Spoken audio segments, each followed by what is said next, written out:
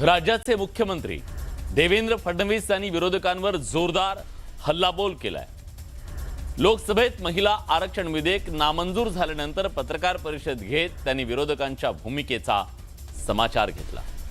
विरोधकांनी देशातील 70 कोटी महिलांचा विश्वासघात केलाय, तसंच विरोधकांनी नारी शक्तीचा अपमान केल्याची टीका त्यांनी केली। या विधेयकाबाबत खुली चर्चा करण्याचं आव्हान मुख्यमंत्र्यांनी विरोधकांना दिलं। मुख्यमंत्र्यांचं हे आव्हान विरोधकांनी स्वीकारलंय।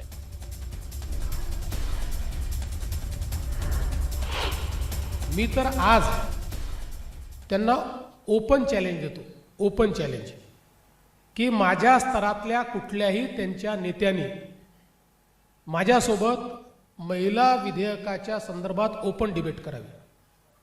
ओपन डिबेट की याच्यामध्ये काय चूक आहे, या पद्धतीत काय चूक आहे, याच्यावर ओपन डिबेट करावी। ते करणार नाहीत, करू शकत नाहीत। माझी तयारी आहे। माननीय